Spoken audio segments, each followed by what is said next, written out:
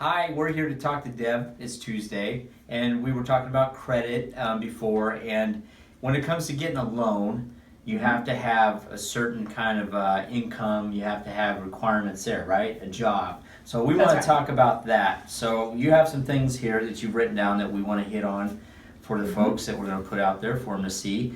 And here you have 2 years on the job or same field is a requirement. Yes.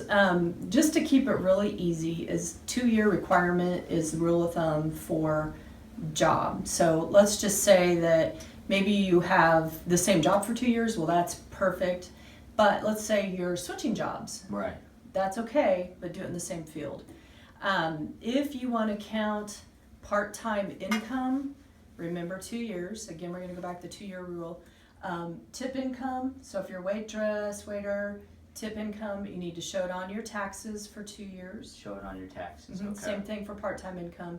So let's say you got a full-time job and a part-time job.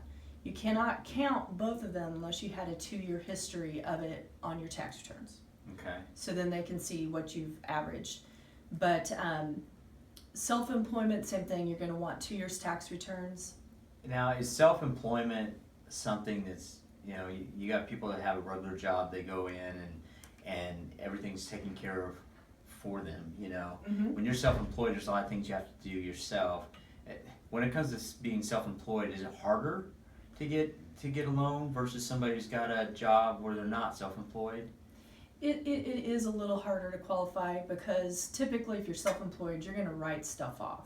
Right. So when you're thinking about wanting to buy a house and you're getting ready to do that, you want to be really careful about how much you write off because Okay. they're going to look at the bottom line. What did you net on those 2 years Right. after I expenses? see what you're saying. Some things can be added back in, but as a rule, they're going to take that 2-year history and look at it and average it. So the more you write off, it looks like the less you make. So that's Mm-hmm. going to be less house you qualify for. That is correct. And you could be making a good living, but if you look like you're making this much, then you're not going to get as much house as you'd like. Wow, that's a fine line. Yeah, and sometimes people will actually work a regular job, get a W-2, and they do also on the side a business, home-based business.